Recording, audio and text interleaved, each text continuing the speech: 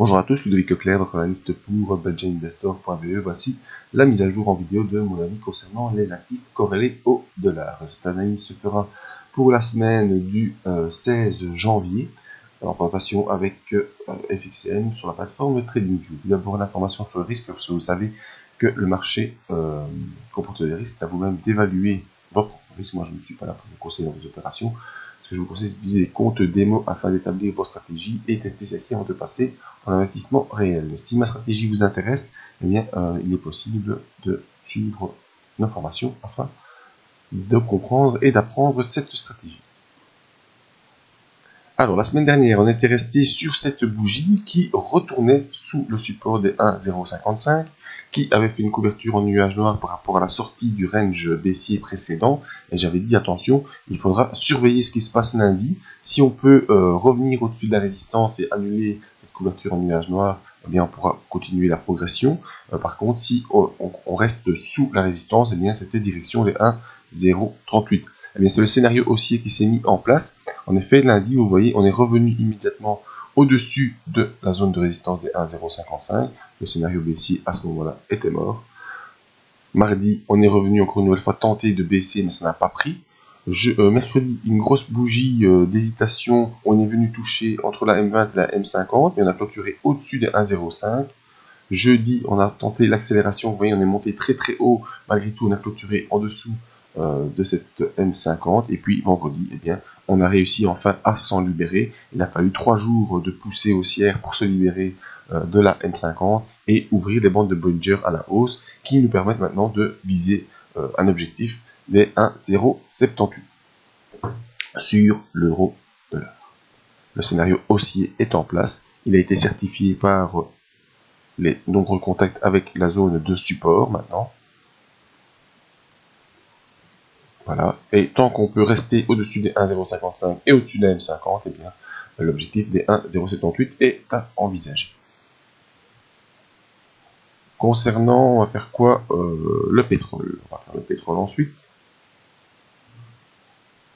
Alors, le pétrole, on était dans ce range haussier, et je vous avais dit, tant qu'on pourra rester dans ce range haussier, eh bien, il faudra voilà, continuer à suivre l'objectif des 62,36. Malheureusement, le range haussier a été cassé dès lundi. On a accéléré mardi à la baisse en direction du support de 52,87. Ensuite, mercredi, jeudi, réaccélération haussière et vendredi, c'est l'hésitation. Donc les bandes de Bollinger restent toujours assez fermées. Donc on n'est pas vraiment dans une impulsion là pour l'instant. On est plutôt dans une phase où on cherche comment on pourrait évoluer pour voir si on pourrait accélérer à la hausse ou à la baisse. Alors malheureusement, le scénario technique ici est assez classique, hein, vous voyez. Pour ceux qui...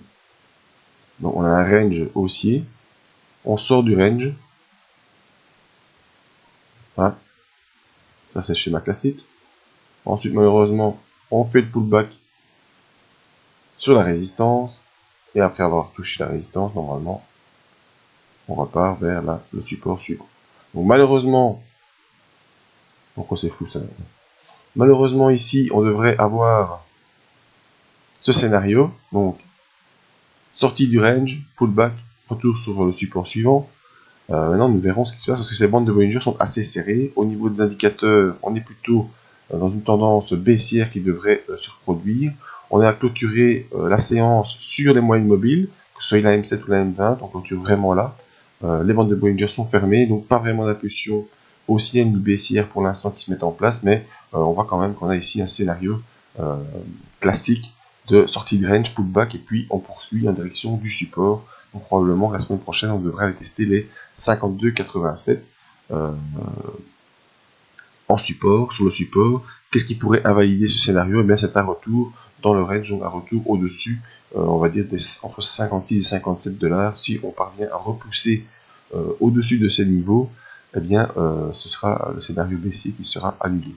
Maintenant, le fait d'avoir ces bandes de Bollinger qui sont assez serrées me fait penser qu'on est plutôt dans un range latéral, et que donc il faudra attendre une ouverture des bandes de Bollinger, comme ce fut le cas ici, pour avoir une belle impulsion qui se met en place. Donc pour l'instant, on n'est pas dans ce scénario-là. Vous voyez, les bandes de Bollinger sont fort serrées, même si à l'intérieur de ces bandes de Bollinger, eh bien, on a des mouvements qui font penser qu'on devrait plutôt connaître un début de semaine baissier. Nous verrons ce qu'il en est pour l'évolution la grosse impulsion se mettra en place uniquement quand les bandes de Bollinger seront ouvertes. Alors, concernant l'or, voilà, le scénario attendu est arrivé. Une fois qu'on était sorti de ce range baissier, qu'on avait passé la M7, eh bien, je vous avais dit, on va rejoindre les 1200 $. Ensuite, probablement qu'on devrait repartir à la baisse. Eh bien, les 1200 $ ont été atteints. Hein. Bon, on a fait en plus haut ici, la séance. Le plus haut de cette séance-ci, j'essaie de le trouver. Voilà, il est à 1206 $. Vous voyez ça tout au-dessus de la fenêtre, là, à côté de Gold, US $, FXCM. Voilà, tout à droite.